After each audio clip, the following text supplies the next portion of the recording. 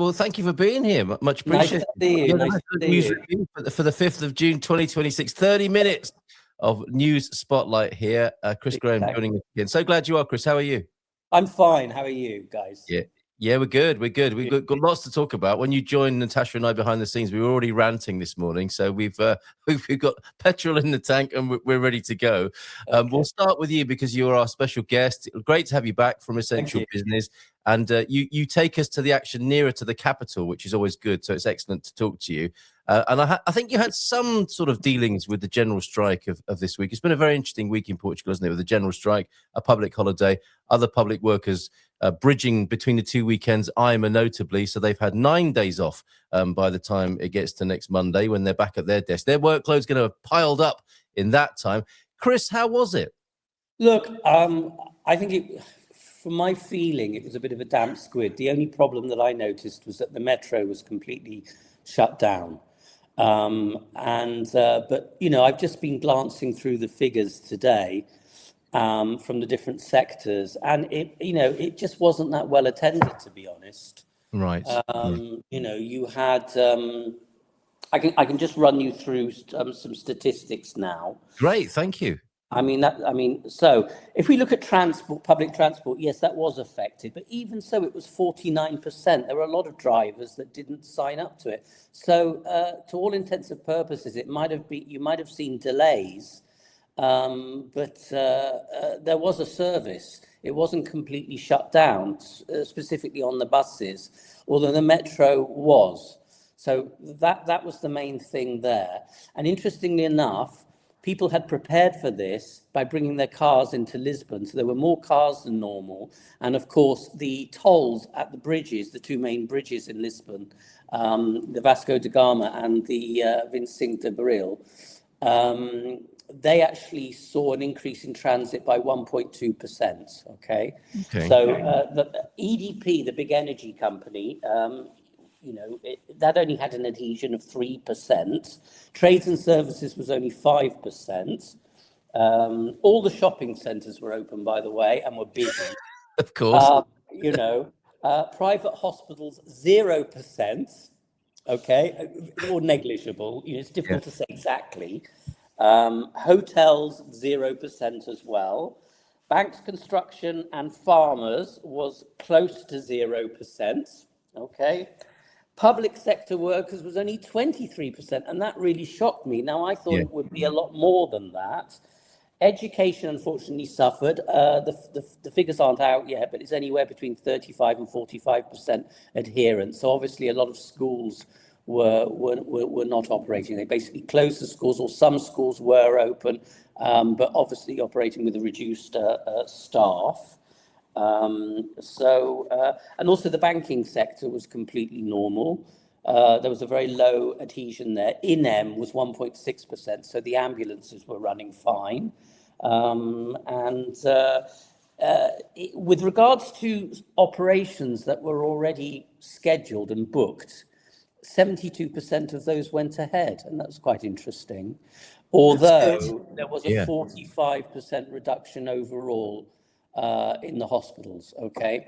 And all of this seems to completely countervene or contradict. I'm using Portuguese now. It's terrible, isn't it? You've lived here so long.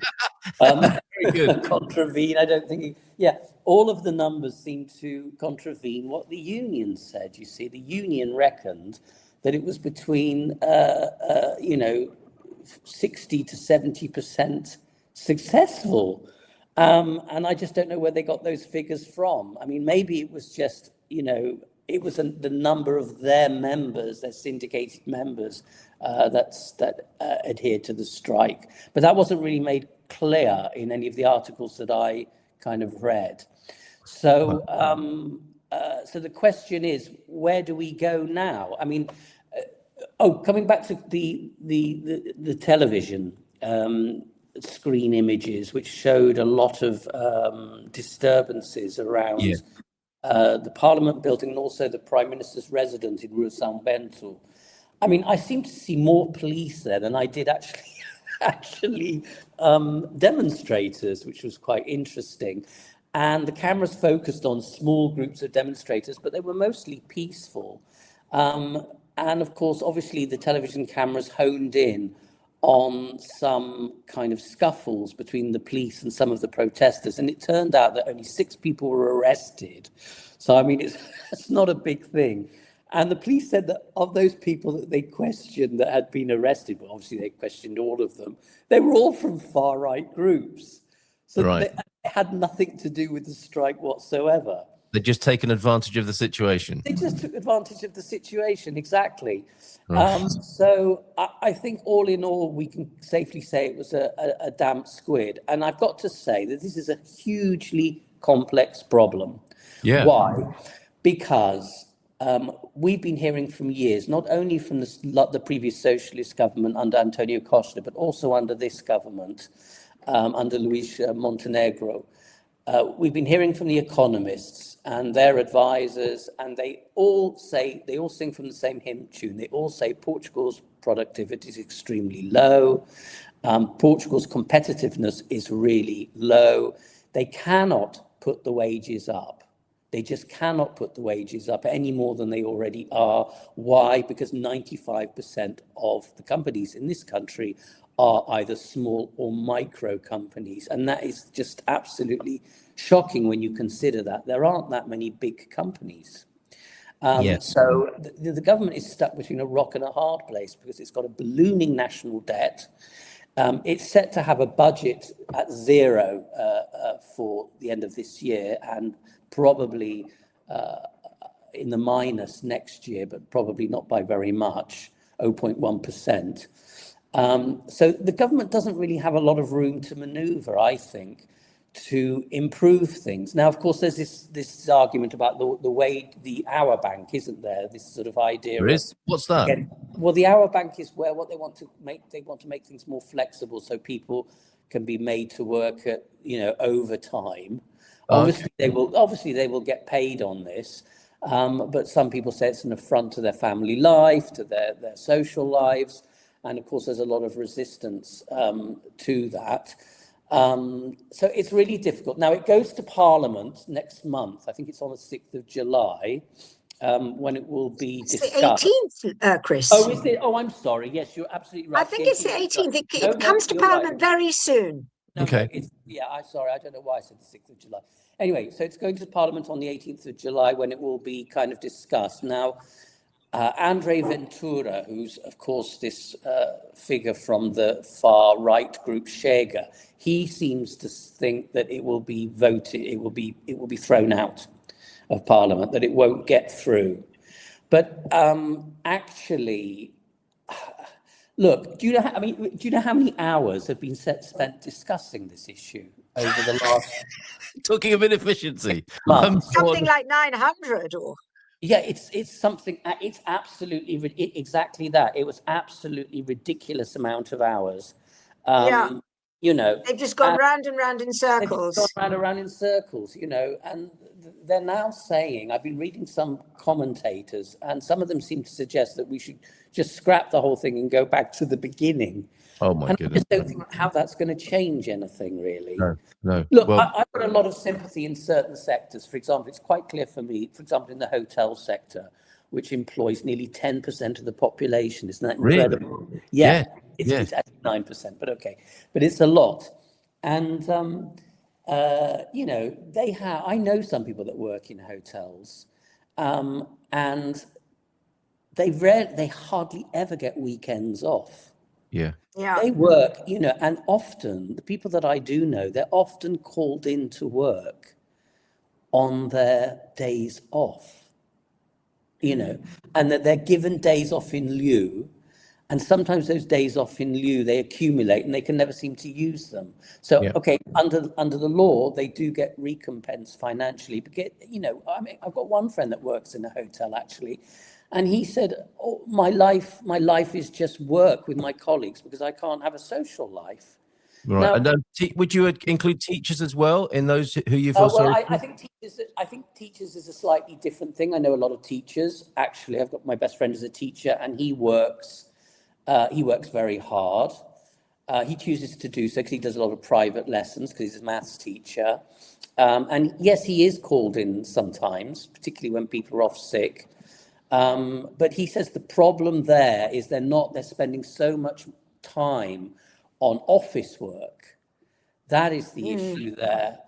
So, rather than, you said they're teaching and doing that, they're spending all this time on spreadsheets that they've got to produce. These problems, Chris, we need to move on, but these problems are not peculiar to Portugal, of course, but No. hopefully we will have our own ways of dealing with this, finally, perhaps. But thank you for your research and analysis. That was really helpful as a kind of post-mortem on the general strike. The takeaway being it wasn't very general. Well, it depends who you talk to. I mean, it's too late. The numbers won't really officially be out until probably the middle of next week or even later. So it's too soon to say, and we don't know the figures, financial figures. But right. I can tell you that there was quite a high adherence at Bosch. The German company Bosch. Is there really? Right. Yeah. So that's a private company. So there was quite a high adherence in some industrial sectors, okay? And a headline writer's dream, with Bosch being on. Well, yeah, I mean, Bosch, yeah. Bosch, bish bash Bosch at Bosch. Yes, okay, thank you very much, Chris, for that. I'm sure you'll have comments on our selections as well.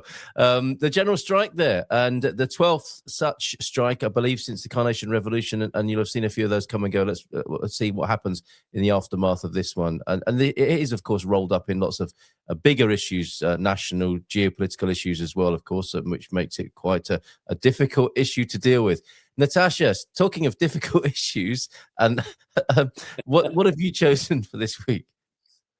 Well, I've chosen something that definitely was kept off the radar, but it was very chilling. So you see, I've got this theory that things like Chris has just been talking to us about, very, they're promoted in such a way that the general strike was made out to be a huge thing, and he thinks it was probably a bit of a damp squib. But that doesn't stop the media from, talking it up, the government talking about it, the unions talking about it. And all the while, other things are happening that for some reason or other, the authorities don't want us to know about. And I think that's where the real news is. And unfortunately, two things happened on Friday. I think one may have happened on Saturday, but I think they're both on Friday. And this is normally the day when, if they're going to say anything a little bit complicated, they say it usually after 3 o'clock in the afternoon in the hope that people are not listening. And by Monday, they'll have forgotten. But I do try and work at weekends, not because I kind of want to, but I think that we need to keep looking to check what's going on. And so I found these two things. Now, one of them was a very interesting article written by a lawyer, and she was just very troubled by what's been going on in Covas do Barroso, where the people are trying so hard to fight a lithium mine that's going to completely and utterly destroy their rural way of life, where they do a lot of farming. It's UNESCO World Heritage farming land, and where they produce beef that is, got a special seal, and where they're dependent on their water and all kinds of things. And all this will be affected by the mine. And as this lawyer was writing, it's a bit chilling to see that in this area, everybody is against. Even the public prosecutor's office has said there's something wrong with the way that the permission was given and it needs to be investigated. And yet the government continues to absolutely bulldoze on and say, no, this project must be allowed. As the lawyer said, it's getting to the point that the government has created a precedent so that people's private property is no longer private. And that is very chilling. Then, on the same day, probably around the same time, the Minister for Environment and Energy, and we this out, we say environment and energy, but if you think about it, environment, energy, they're not. Why are they linked? Uncomfortable bedfellows, you might say. Yes. But anyway, so the Minister of Environment and Energy also came out with a marvellous thing.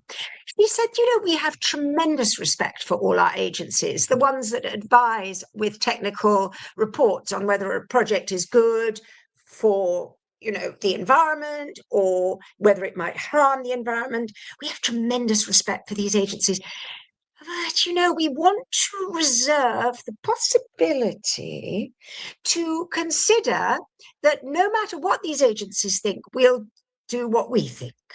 And so this is what's happening. They're now they're creating this mechanism so that projects that are deemed to be harmful to the environment will be allowed anyway, because they will pander to Brussels' agenda for the energetic transition or whatever. Yes. And the collateral effects have just got to be taken on the nose. And this really worried me. And then I found a quote, and I honestly think this quote needs to be read out, because obviously most people won't have seen it, because very few, well, I don't think any other reporters wrote about it. But I thought this quote, it was on one of the mining website, on one of the mining Facebook groups. And I just felt this is so true. So it's in the link, and people can read it for themselves if they like. I mean, I can read it out, but it made me so sad. Yes, go ahead. Huh? Go ahead, read the quote. Okay, so this woman wrote, "It's my conviction that if this government completes its term, there'll be nothing left of the country, period.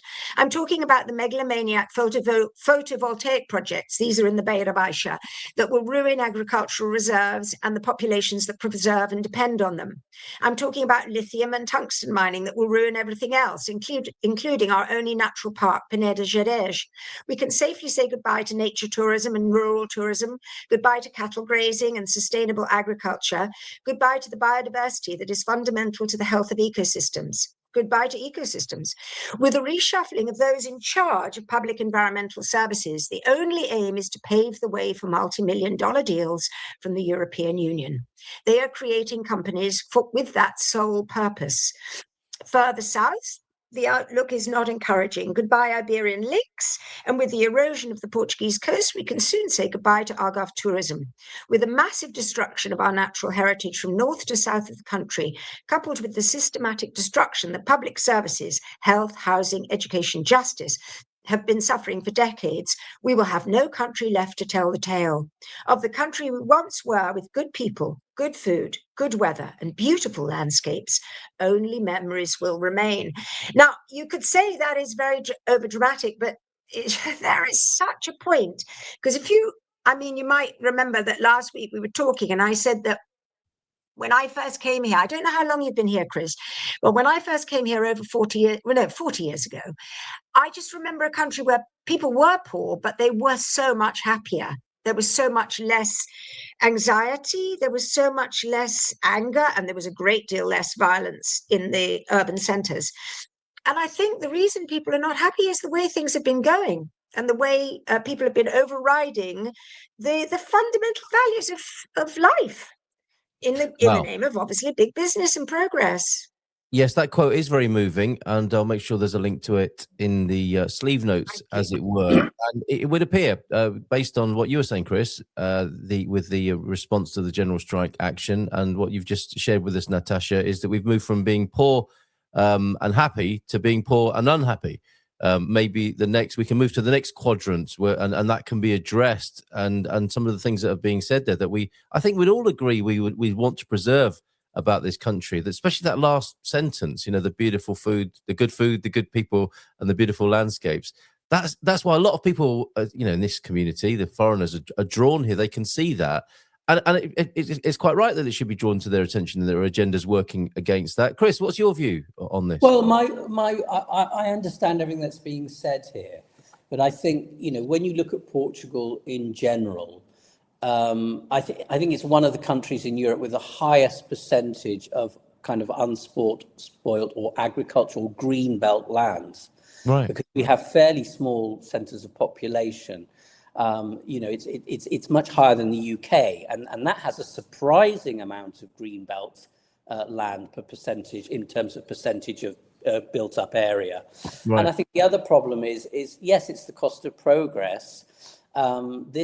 The fact that we found one of the largest lithium deposits, in the world, and certainly in Europe, on our doorstep, means that Portugal actually has a chance to become excellent in a certain area and actually make some money. And, you know, the government is poor. This government is poor. All governments in Portugal are poor, and they need to make money to pay for all the services, the education, the health that we need. And it's going to give a lot. It's going to give ultimately jobs, particularly in the area where these lithium processing plants are.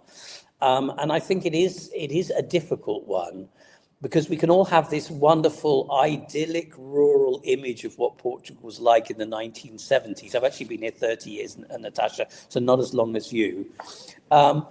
You know, and if you look at the newsreels, the state-sponsored newsreels from the end of the Salazar years, when television first kind of came in, it does look like everybody's all, you know, really happy, you know, hanging out there washing and on trees, and kind of, you know, and but you know, I've spoken to people that lived during those Salazar years, elderly people, and they told me that there was just complete poverty. The whole country was governed by just about like a dozen large families. And yes, there was order. Yes, there weren't strikes, because you had a very extensive secret police network. But was it happier? I don't know whether it really was. I think a lot of people... I remember, Chris, I didn't come during the dictatorship. I came well after. It was 86-ish. So by then we'd gone into Europe, and people were already benefiting, and people were free. I mean, there were elections and everything else. And they were a great deal happier. But, you know, the thing about the lithium thing, I think in a way you're talking it slightly up. Yes, we've got the largest deposits in Europe, but Europe's deposits are piddling in comparison to the other countries like Chile, right, and you know what I mean? Yes. And therefore to completely devastate a tiny little country for the sake of what is going to be limited. It's not something that continues. It's not a, you know, self-sustaining thing. Once we've got it up, it's gone, and then we've just got all these holes in the ground. And as somebody I remember years ago, I did a story from one of these engineering people, and he said there is absolutely no point destroying a mountain for a handful of lithium, which is what basically it's going to amount to in the large global scheme of things. And I think that's just the thing. The other thing, of course, is that governments are also, I know they've got to pay for services and everything, but they do also have to serve their people. And if their people are all adamant that they don't want something, it doesn't make sense to say, no, but you must have it. That's a great point. We shouldn't forget that, perhaps, that governments are there to serve people as well. Well, they do forget that. At the moment. They are, but I think we all know in the reality of things is that's just in theory. That's just in theory. Nice theory.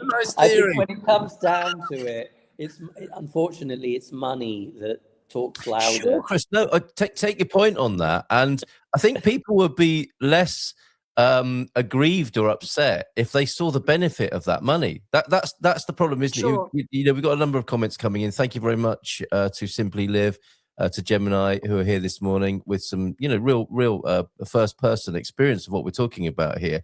And the problem here, of course, in my opinion, says Simply Live, the government is poor due to corruption and mismanagement, not due to lack of incoming money. And that's the standing view, I think, generally speaking, isn't it? So, yeah, the money's going to come in from lithium or tourism or wherever it's coming from, but we're not going to see the benefit of any of it. That's perhaps the perception that needs to change, and the benefit people need to feel, such that it's worth the struggle or the compromise or the pain, such that public services and quality of life goes up. And that, I think that's why people were striking last week, right? Or is it still? Yeah, this week, why they were striking this week, and not feeling that anything's changing, either from striking or from all these proposed plans. Chilling, as you say, Natasha, you know, it's people's private property is not really their property. That sounds very World Economic Forum, does it not?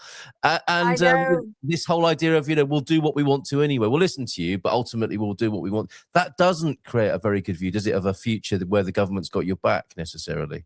Well, I mean, if you look at the TGV, for example, I mean, or any large major public works project, it's quite normal. The new airport will be one. It's quite normal that there are compulsory purchase orders. Yeah. Those people are compensated. It is unfortunate. I understand people don't want to move, but I think in the grander scheme of things, it's a fact of life in any country that people, when governments and companies go in to create a resource that will generate millions and millions, if not billions, over a determined period of time, it's inevitable this is going to happen. I remember the people won over wasn't it down in Algiers? There was the oil thing. Do you remember? Yeah. Do Yeah. you remember that story? Definitely. Yeah, I mean, and that was kind of, okay, in the end it didn't go ahead. It doesn't seem to have gone ahead because the costs of it were far outweighed the benefits in the end. So I don't think it was anything to do with people complaining, ultimately. I think it was also because, let's face it, this idiotic country was trying to jump on the fossil fuel bandwagon just as Europe was saying we must go green. So in the end, all the arguments fell away, because I do think there are probably enormous gas reserves off the coast. It's just that it's just no longer politically correct to be digging for them, is it? And nobody wants that Fossil kind of fuel energy. fashion, yes. Well, in some countries, no, in Europe it isn't, and in America it would be different. Well, it might Yes, swing back. It might be drill, baby, drill. Might be drill, baby, drill soon here. Definitely. Well, I've only got a few minutes for my contribution here. I'm not complaining. Dear. I'm not complaining or bitter, but I'll put it in here because it's relevant to us foreigners here in Portugal, or however you see yourself. And I've got Portugal rejects aggressive policies against immigrants, given what's been going on recently, and the sense I think that some foreigners and immigrants are feeling not treated in the best possible way in certain instances, and how they're being managed bureaucratically. Very interesting here, I think. I think you may have a different view, Natasha, on this, but it's very good to see the minister at least saying this, that those aggressive policies against immigrants will be rejected. This is Antonio Leitão Amaro, who has spoken out ahead of tomorrow's. So this will be today's Ibero-American Forum on Migration and Development, which I think is very high level and should bring some relief, I hope, at least only if in words, to the troubled foreigners here in Portugal. A rejection, it would seem, of some of the tougher policies around Europe. What do you make of this, Natasha, having written it? Is it all sort of hype and spin, or is it a genuine... I didn't write it, really. I didn't write it. It was more of a looser text. To be honest, I don't believe anything that comes out of the mouth of this man anyway. But the reason I wrote it was because it was put Portugal in a better light, perhaps, than other countries in the way that we deal with immigrants. But what they're talking about is not obviously the immigrants that have all been complaining about their nationality. This is just about accepting immigrants generally. And yeah, I think Portugal's decision to close the doors that were, as they say, wide open, it was a very necessary decision. And now everything's calming down. People are disappearing because they can't manage to get themselves legalized. And I think that, we've got to show a really open and more humanist approach in order to get some immigrants in the future, because of course we will still need them. Yes, Chris? Well, I agree with Natasha. I think any country has to have an immigration policy, and you have to try and get those people in that your economy needs. But what I'm reading and what I've been hearing is that immigration associations, are basically saying that a lot of people are wanting to be repatriated because they are not only... They can, yes, and funny enough, there's no government statistics on this, which is quite shocking. There's no the government isn't monitoring this, so you have to go to the immigration associations. But it's at both ends. For example, did you know 50% of all Americans that come here, and they're quite high net wealth individuals in general, or affluent at least, they go back because they I've heard this. Yes, yeah, absolutely. They can't adapt for whatever reason, and they get disappointed with all the red tape, the bureaucracy. They find it overcomplicated here. And then, of course, a lot of Bangladeshis are now going back. Now, I happened to stray looking for a restaurant where I was meeting some friends. It's the start of a good Lisbon. story. Yeah, and I near Martin Muniz, and I ended up in a street, and I actually thought I was in kind of India or Bangladesh. And Martin Muniz the is like that.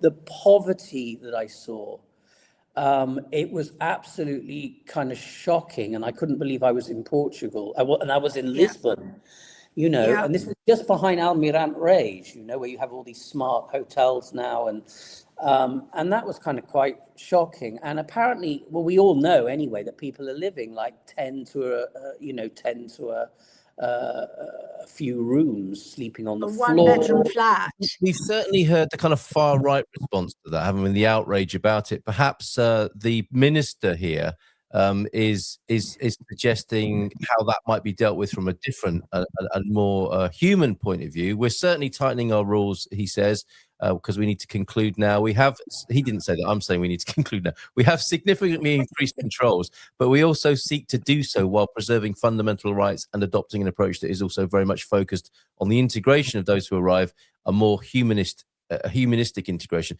And you could argue, couldn't you, that those people have been let down in being allowed to live in the way that you described there, Chris. The ultimate goal is for the path to integration into society to be a holistic one, as you said, Natasha. Only then is the immigration cycle truly safe and secure from the perspective of safety for the national community, but also safety for the immigrants themselves. As much as you have your reservations, I like the cut of his jib in terms of what he's saying, and I hope we can follow through on those words and see some practical action on that. Natasha of the Portugal Resident, Chris Graeme of Essential Business, thank you so much for an enjoyable, tough issues, but excellent talking to you this morning, and have a great weekend. Bon fin de semana, and thanks everybody for joining. It was lovely to see you, Chris. Lovely to see you, Natasha and Carl. Thank you for the kind invite once again. And we'll see you again. Chris has agreed to be a regular, so we'll see you again soon, Chris. Thank you very much. I hope to see you again. Look forward to it.